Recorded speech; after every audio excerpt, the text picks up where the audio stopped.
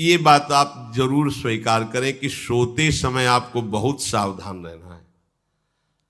और प्रायः गलती सोते समय करते हैं उपासक की, कोई प्रपंच की बात याद करते हुए या मोबाइल देखते हुए या कोई गंदी चेष्टाओं का आपकी रात बेकार चली जाएगी। अगर गंदी चेष्टा हो गई तो सुबह भी बेकार हो जाएगी, दिन भी बेकार हो जाएगा, निरुत्साहित हो जाओगे। सोते समय आपको समय नहीं देना व्यर्थ चिंतन का। उसी समय विषय चिंतन होता है, उसी समय विषय भोग की आकांक्षा जागृत होती, उसी समय विषय देखने की इच्छा होती। मोबाइल है तो जिस समय आप अपनी शैया पर जाएं स्विच ऑफ कर दें। उसमें मैसेज घंटी आने का कोई भी रास्ता मत रखें। मान लीजिए आप उपासक हैं भगवत प्राप्ति के, 30-35 वर्ष ये नहीं था तो सब मर नहीं गए थे। और बोले इमरजेंसी, जब इसकी 30-35 वर्ष से पहले इसकी कोई रचना नहीं थी, मुझे लगता है, क्योंकि 30-35 वर्ष में ही इसका विस्तार देखा है। नहीं तो कभी किसी के पास मोबाइल नहीं। कोई बड़े अधिकारी तो इतना बड़ा वो, इतना बड़ा वाला वो ऐसे रखते थे। नहीं तो मोबाइल तो हमें लगता है 30-35 वर्ष। तो फिर इमरजेंसी कैसे चलती थी? कैसे चलती थी इमरजेंसी? और आप ब्रह्मा हो क्या कि इमरजेंसी संभाल लोगे? स्विच ऑफ करो। जो सब इमरजेंसी संभालने के लिए तैयार रात दिन न सोता है, वो हर समय जागृत रहता है, वो हमारा आराध्य देव है। स्विच ऑफ करो, चिंतन लगाओ श्री जी का। ये जो रात्रि के शयन के समय मोबाइल में इधर उधर दृश्य देखने हैं, अपने सर्वनाश का बीज बोना है। मान लो, हमारी प्रार्थना मान लो, ये उस समय मन आपको परेशान करेगा जब कमरे की सिटकिनी अंदर से बंद होगी। सबसे प्रार्थना है रात्रि के शयन के समय। तो बोले फिर ठीक है 10 बजे तक देख लेंगे मोबाइल, इसके बाद शयन के समय भजन कर लेंगे। होगा ही नहीं। क्या तुम देखना चाहते हो? प्रिया प्रीतम के सिवा और कुछ क्या देखना चाहते हो? वो तो सुभग सुंदरी सहज सिंगार, सहज शोभा सर्वांग प्रति सहज रूप वृषभानुनंदिनी। हमारी स्वामिनी जी की सुंदरता छुपाने के लिए आभूषण पहनाए जाते हैं, औरों को तो आभूषण सुंदरता बढ़ाने के लिए। यहां छवि के छिपाए बे को ऐसे के दास होके क्या देखोगे मोबाइल में? क्या देखना चाहते हो? वासना की क्रीड़ा, और तुम उस क्रीड़ा को देखना चाहते हो। परमार्थ के पथिक हो। देखना है तो प्रभु को देखने की वृत्ति रखो, अन्यथा मूंद लो आंखें। प्यारे, महान फल प्राप्त करोगे। सबसे प्रार्थना है एकांत में मोबाइल रूपी दुश्मन से बचो। क्योंकि जब आप गंदी बात कहीं देखोगे तो आपके अंदर वैसे ही चिंतन बनेगा। वो ऐसे ही लगेगा, मैं भी ऐसा करूं, मैं भी ऐसा भोगूं, मैं भी ऐसा देखूं। मान लीजिए आप, जब हमारे शास्त्र कहते हैं कि पशु पक्षियों के मैथुन को भी नहीं देखना है, अगर ऐसा एक बार दृष्टि पड़े तो मानसिक प्रणाम करके दोबारा दृष्टि ना देना। और आप मोबाइल में ऐसी चेष्टाएं देखोगे, कैसे आप भगवत भजन करोगे? कैसे भगवत प्राप्ति का उद्देश्य रख पाओगे? ये कलयुग की बहुत महीन चाल है कि उसके बिना काम नहीं चलेगा और हम तुम्हें काम से युक्त कर देंगे। इसके बिना काम चलेगा नहीं, तुमको रखना पड़ेगा। और जब तुम इसे रखोगे तो हम काम अपना कर लेंगे। कलयुग ने कहा हम अपनी व्यवस्था बना लेंगे। यहां कह रहे, जब आप नींद में जा रहे हैं तो बिल्कुल मानो मृत्यु शैया पे जा रहे हैं। आपको उस समय नाम जप में बहुत ध्यान देना है, कहीं मन बहक ना जाए। तो क्या होगा, 5-6 घंटे जो आप लेटोगे ना, वो भी भजन हो जाएगा। हमारा जो सततम योमाम स्मरति नित्यशा है ना, ये पूरा हो जाएगा। नहीं, उस समय हम सो जाएंगे तो हमारा 6 घंटे का वियोग हो गया, 6 घंटे भजन रुक जाएगा। और ये 100% पक्की बात अनुभव की कहते हैं। यदि सोते हुए भजन करोगे तो जगते, कई बार तो पकड़ा है कि अगर आधे पद में बेशुद्ध हो गए तो वो पद पूरा जगते ही शुरू हो गया है। मतलब बीच में स्थिति भागवती की रही। जैसे बेहोश करते समय हमने कहा था, जब ऑपरेशन के हमें बता देना, तो उनका बाबा अब इंजेक्शन लगाने वाले हैं, तो वो 1 मिनट हमें केवल दीजिए, अपनी चित्तवृत्ति। तो जब होश आया तो वही पहले चिंतन चल रहा था, वही चिंतन। जैसे सोने के समय बेहोश हुए तो जगने के समय वही चिंतन, ऐसे ही इंजेक्शन से जब बेहोश हुए और जब होश आया तो वही चिंतन चल। बहुत बड़ा चमत्कार अभ्यास का है। नींद खुले तब से लेकर गाढ़ नींद आने तक स्मरण में कभी रुकना नहीं। और आपको एक छूट दे रहे हैं। कभी कभी क्या होता है कि एक मंत्र में, एक नाम में जैसे बहुत देर अभ्यास करते हैं तो मन उबने लगता है। इसका स्वभाव है, ये अनुभव की बातें कहते हैं। इसका स्वभाव है नवम नवम, नहीं तो ये मतलब, तो इसको हम लोगों ने कैसे फंसाया है। जैसे गुरु मंत्र जप रहे, अब 2-3 घंटे लगातार गुरु मंत्र जप, अब इसको उबन बढ़ी, अब ये छोड़ रहा है, बीच बीच में पता चलता है छोड़ना चाहता है, छोड़ रहा है, तुरंत इसको नाम में फंसाया। अब थोड़ी देर नाम में चला, फिर उब रहा है, बहुत विचित्र है ये। अब उसको फंसा दिया। उस पीछे की बात अभ्यास के समय, नमामि शमीशान निर्वाण रूपम विभुम व्यापकम ब्रह्मवेद स्वरूपम। चिंतन, पदगान करे, ये भगवान शिव पदगान कर रहे हैं और उसका चिंतन, निर्वाण रूपम विभुम व्यापकम ब्रह्मवेद स्वरूपम। अब अपने यहां अवसर है, सुंदर सुंदर कोई पद गुरुमंत्र जब करते हुए मन जब उबने लगे, राधा वल्लभ श्री हरिवंश, राधा वल्लभ श्री हरिवंश, राधा वल्लभ श्री हरिवंश, इसमें भी उबने लगे, शुरू कर, जोई जोई प्यारो करे सोई मोही भावे, भावे मोही जोई, इसमें भी उबने लगे। सुधा निधि का कोई एक लाइन ले लो, ब्रह्मेश्वरादि सुदुरूह पदारविंद श्रीमत् पराग परमाद्भुत वैभव, ब्रह्मेश्वरादि सुदुरूह छोड़ना नहीं है, तू भाग में नवम नवम दे रहा हूं, नवम नवम। इसको फंसाने के लिए आपके पास अस्त्र हो, जैसे यहां चाकू, यहां पिस्तौल, तलवार, ये वो सब बिल्कुल वीर सजा रहता है, ऐसे ही अपने लोग सजे रहते। छोटा राधा, अब एकदम चिपक गया आके तो कैसे मारे, तो छोटी चाकू है ना वैसे, राधा राधा राधा, थोड़ा दूरी राधा वल्लभ श्री हरिवंश, थोड़ा और दूरी गुरु मंत्र, बड़े बड़े अस्त्र अपने पास रख ले, बहुत भाग रहा है तो फंसा दिया। प्रथम यथावति प्रणव श्री, अब लग पूरा पदगा, पूरा पदगा उसमें लग, प्रथम यथामति प्रणव। भोजन पाते समय ऐसा अभ्यास किया है, 1 घंटा के पहले भोजन नहीं होता, चाहे 2 रोटी पाना हो, समय लगता है भोजन, आराम, एक एक नाम, एक एक, कुछ भी हल्ला मचाओ, कोई फर्क नहीं पड़ेगा, अपना चलेगा। अभ्यास स्नान के समय, भोजन के समय, किसी क्रिया के करते समय, किसी से बात करते समय, सोते समय, ये विशेष स्थान जहां में सावधान रहना है। यहां भजन छूटता है, ध्यान देना, यही भजन छूटता है। चलते समय, क्रियावान होते समय, प्रसाद पाते समय या किसी से बतराते समय, ये सब भजन के छूटने के स्थान है और यहीं पकड़ना है भजन को। जब आपको बिल्कुल न लगे तो मानसिक सब बंद कर दो और गुनगुनाने लगो, जो धुनी आपको अच्छी लगे उसी में नाम, कोई नाम लेके, संसार का चिंतन न होने पावे, चाहे जो कुछ तुम जहां तुम्हारा मन आवे, गंगावरी गोदावरी, कुछ भी भागवतिक चिंतन के सिवा संसार के चिंतन न होने पाए। पहले ऐसे अनन्य बनो, फिर बाद में अनन्यता आती, रसना कटो जो अनरट। हाँ भी विषय चिंतन कर रहे हैं, प्रपंच कर रहे हैं, बोले रसना कटो जो अनरटो, और नहीं बोल सकते, प्रपंच बोलेंगे बस, रसना कटो, ये शब्द वहां नहीं आते।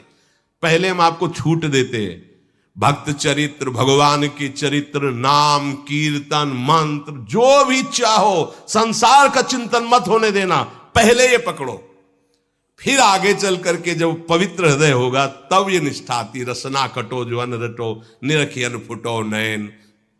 मान लो संसार का चिंतन नहीं करने देना है इसको, आप जैसे बने वैसे करो भागवतिक चिंतन, कोई नाम ले लो, कोई मंत्र ले लो, तुम्हें जो प्रिय लगे। हम छूट देते हैं, ये हम नहीं करें कि रसना कटो जो अन रटो, ये बाद की बात है। हमें पहले इसका संसार चिंतन रोकना है। कैसे छूटेगा, कैसे छूटेगा, हमें यह पकड़ना है। नहीं तो निष्ठा की बात, जो हरि नाम जगत त्रिशिरोमणि वंश बिना कब हूं, हरिवंश बोलेंगे नहीं, हरि बोलना नहीं है, हरि बोलना नहीं, क्योंकि जो हरिनाम जगत त्रिशिरोमणि वंश बिना, और हरिवंश बोलना नहीं है क्योंकि प्रपंच में रति। तो क्या करो, जो तुम्हें प्रिय लगे पहले उसे पकड़ो, ये हम अंदर की बात करें, प्रवचन की बात नहीं कह रहे। मन को फंसाना है हमें। राम कृष्ण हरि जहां लगे इसको लगा, पहले इसको फंसाओ, संसार का चिंतन न होने दे। गीता भागवत भक्त चरित्र कुछ भी कहीं भी इसे फंसाओ, पहले संसार का चिंतन न होने दो, फिर लाओ इसको घुमा के निकुंज वाटिका में। फिर तो भागेगा ही नहीं, फिर नहीं भागेगा। अब सीधे निकुंज वाटिका में किसी महाभाग्यशाली गुरु आश्रित का लगेगा, अन्यथा बहुत प्रपंची मन है। आप आश्रय इधर का लोगे, प्रपंच का चिंतन करोगे, बात बनेगी नहीं। चिंतन छोड़ना है हमें, जैसे बने तैसे संसार का चिंतन छूट जाए तो हम विजय को प्राप्त होंगे। ध्यान दीजिए, इस परमात्म तत्व को वही प्राप्त कर पाता है जिसका राग बीत गया है, खत्म हो गया है, वैराग्यवान। ज्यादा परिश्रम नहीं है वैराग्य में, विवेक नहीं होने के कारण हम वैराग्य नहीं धारण कर पाते। हम बाहरी बातों को वैराग्य ले लेते हैं, ऐसा कपड़ा बदल लेना या कपड़ा ना पहनना या लौकी का कमंडल, मिट्टी का पात्र, तो हम अपने को वैरागी। बात यहां नहीं रुकेगी। वैराग्य का इतना ही मतलब नहीं, ये भी एक बाह्य अंग है वैराग्य का, पर वैराग्य का सच्चा स्वरूप है वीतरागा। कहीं कुछ भी अच्छा नहीं लग रहा, कोई भी सुख आकर्षित नहीं कर रहा, लोक लोकांतर की प्रतिष्ठा, मान, सुख, ऐश्वर्य, व्यक्ति कुछ अच्छा नहीं, राग खत्म हो गया। ऐसा उस अक्षर ब्रह्म को, अविनाशी तत्व को जान पाता है। जगते भयो फिरे बैरागी। जैसी हरिवंश प्रपंच बंच सब ये काल ब्याल को खायो। हालत यह है कि जैसे सांप ने मेढक को पकड़ रखा और मेढक सामने पतिंगा को, कीड़े को पकड़ना चाहता है। उसे यह पता नहीं कि मैं खुद किसी का कवल बन चुका हूं, वो एक झटके में मुझे अपने पेट में ले जाएगा। ऐसे ही हम सब हैं, काल के द्वारा ग्रसित है। काल ने हमें पकड़ रखा है, पर हम भोग भोगना चाहते हैं।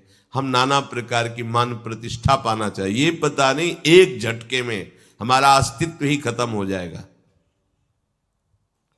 जिनके अंतःकरण में किसी भी व्यक्ति, वस्तु, स्थान, पद, प्रतिष्ठा का राग ही नहीं रह गया है, उसे कहते हैं वैराग्यवान। वीतरागाः, राग ही नहीं है।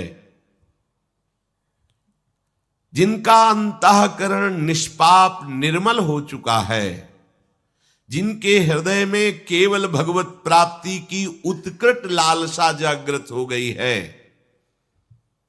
ऐसा साधन संपन्न उपासक परमात्म तत्व में प्रवेश पाता है। अध्यात्म मार्ग की ऊंचाई पर वो स्थित हो जाता है। यदि छंतु ब्रह्मचर्यम चरंती, जिनकी इच्छा एकमात्र भगवत प्राप्ति की है, यदि छंतो, तो उनको क्या करना होगा? ब्रह्मचर्यम चरंती, ब्रह्मचर्य का पालन करना होगा।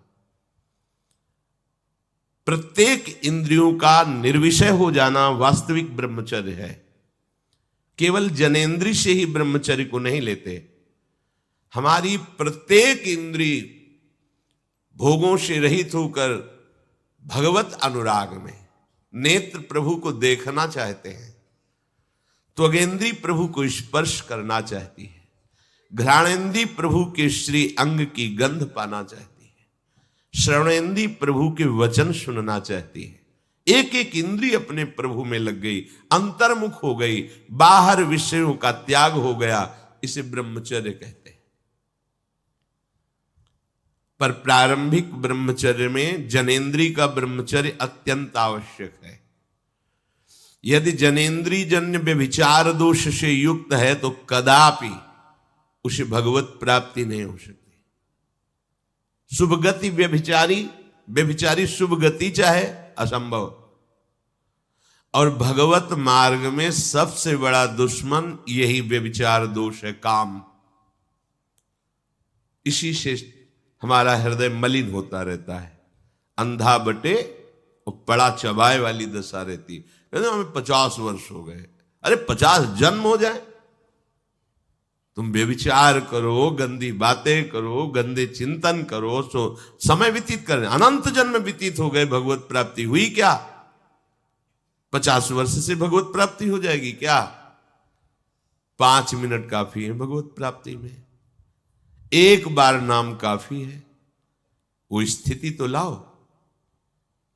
बार बार बहिर्मुख वृत्तियों के द्वारा विषयों में सुख बुद्धि कर लेने से हमारा सारा का सारा अध्यात्म चिंतन बदलता रहता है, इसलिए लाभ नहीं मिल पाता, एक रस चिंतन नहीं रह पाता। बार बार विक्षेपी विषय करते रहते हो, हम सहते रहते हैं और भोगते रहते हैं। एक बार तो हिम्मत करके उठो, अवलो नशानी अब ना नशई हो, एक बार तो दृढ़ बनो। बस मन के अनुकूल चलने की बात को तुम्हें रोकना होगा, तभी तुम्हारे अंदर यदि क्षण तो ऐसी इच्छा जागृत होगी। पक्का पक्का ऐसा ही है। जब हम किसी विषय के वेग को सहते हैं, विषय नहीं भोगते हैं, तो मन बहुत जलाता है। उस जलन में फिर एक ही बात होती है, बस भगवत प्राप्ति हो जाए, झंझट खत्म हो जाए। कब तक हम इसमें चलेंगे? एक बार भगवत, वो जलन हमको भगवत प्राप्ति की इच्छा प्रकट करती है। अपने लोग क्या करते हैं? जलन को मिटाने की कोशिश करने लगते हैं, तो भगवत प्राप्ति की इच्छा क्या, भोग प्राप्ति की तृष्णा जागृत हो जाती है। भोगे हुए भोगों को बार बार भोगने की इच्छा का नाम तृष्णा है। बाहर और भीतर से कोई सहयोगी नहीं, जल रहा है उपासक, तब रास्ता निकलता है भगवत प्राप्ति का, तब इच्छा प्रकट होती। अब नहीं, बहुत जल लिया, अब तो केवल प्रियाजू के समीप जाना है, अब तो प्रभु के सानिध्य में रहना है, नहीं इन भोगों की जलन में जलना है। पर यहां तक पहुंचने के लिए जलना होगा, तभी लिखा सहित सहित बाढ़ भगति तास्तितिक्षस्व भारत, क्योंकि आगमा पाइनो अनित्यास, ये नाशवान काम क्रोधादि तुम्हें प्रेरित करेंगे, तुम इनके वेगों को सह जाओ। ये स्थायी नहीं है, आगमा पाइनो है, आने जाने वाले हैं, और ये सहन करने से नष्ट होते हैं, भोगने से बढ़ते हैं। यदि क्षंतो, अगर भगवत प्राप्ति की इच्छा है तो ब्रह्मचर्यम चरंती, ब्रह्मचर्य का पालन करना ही होगा, इसमें कोई गुंजाइश नहीं, क्योंकि आप चल ही नहीं सकते। ध्यान से सुन लो, ये मनोरंजन का मार्ग नहीं है, इसमें मन ही मार तनहारिक वृंदावन में गाज, इसमें मन मारना होगा। प्रायः ये मन को दुलार करने वाले लोग कभी भाग्य से सत्संग में भी आ जाते हैं, कभी श्री विग्रह के दर्शन करने भी मंदिर पहुंच जाते हैं, कभी तीर्थ याटन भी करते हैं, पर इनका कोई लक्ष्य नहीं होता। आज सुन लिया सत्संग, बढ़िया है, लक्ष्य नहीं होता। यहां लक्ष्य वालों की बात हो रही। यदि क्षम तो, यदि तुम्हारी ऐसी इच्छा जागृत हो रही किसी जन्म में भगवत प्राप्ति करनी, तो ब्रह्मचर्यम चरंती, आप सच्ची मानिए, जिसके निकालने में तुमको सुख की अनुभूति हो रही, उसको रोकने में कितनी सुख की अनुभूति होगी। उन्मत्त हो जाओगे, बहुत जल्दी आपके सारे के सारे करण भगवदाकार होने लगेंगे यदि आप ब्रह्मचर्य का पालन करेंगे। शरीर स्वस्थ, हल्का, मन प्रसन्न, नींद आदि पर विजय, कितने गुण ही गुण। और ब्रह्मचर्यहीन आलस्य, प्रमाद, भोगों का चिंतन, मन का डिप्रेशन में पहुंचना, कमर में दर्द, टांगों में दर्द, सर में दर्द, घबराहट होना, बिना किसी कारण के मन भयभीत हो रहा है, भोजन अपच हो रहा है, बिना किसी प्रक्रिया के वीर नाश हो रहा है, बिना किसी प्रक्रिया के। काहे को मृत्यु स्वयं स्वीकार कर रहे हो, ये मृत्यु है। चाहे भगवान दत्तात्रेय जी बोल रहे हैं या भगवान कपिल देव जी बोल रहे हो, जब उपासक को संबोधन करते हैं भगवत प्राप्ति के लिए, तो कहते हैं कि इस भोग वृत्ति को साक्षात मृत्यु रूप देखो, ये मृत्यु है तुम्हारी। जब शरीर राग त्यागना है तो तुम शरीर से भोग भोगोगे तो आसक्ति शरीर की पुष्ट होगी, आसक्ति भोग सुख की पुष्ट होगी, है नहीं। कितने दिन शरीर रहेगा, कितने दिन भोग रहेंगे। विचारवान बनो, ब्रह्मचर्यम चरंती, ब्रह्मचर्य का पालन करो। उपासक जो ब्रह्मचारी होता है उसका खिला हुआ चेहरा रहता है, जैसे कमल खिला हुआ, बिना किसी कारण के उसकी मुख मुद्रा में प्रसन्नता होती है। जो ब्रह्मचर्यहीन होता है बुझा हुआ चेहरा होता है, तेजहीन, बिना किसी कारण के वो शोकग्रस्त लगता है। बैठा है, आपको लग रहा है शांत है, लेकिन आप चेहरे को देखो, वो एक शोकग्रस्त है, कुम्हलाया हुआ चेहरा, अशांत चेहरा। मुख प्रसन्न, तन तेज विराजा, यह है ब्रह्मचर्यम चरंती, भगवत आराधन संपन्न उपासक का। जैसे आग में पैर रखते हुए कोई चले तो कैसे चलेगा, ऐसे ही ब्रह्मचारी की पहचान है। इतनी स्फूर्ति उसके अंदर होती, जैसे आग में चलने वाला पूरा पैर नहीं रख पाएगा, अगला कदम रख देगा क्योंकि ताप लग रहा है, ऐसे उसकी स्फूर्ति होती पैरों में। उसकी आंखें एकाग्र रहती है, चंचलता इधर उधर या बार बार झपकना यह विषयी पुरुष का लक्षण है। बार बार पलक झपकना यह विषयी पुरुष का लक्षण है।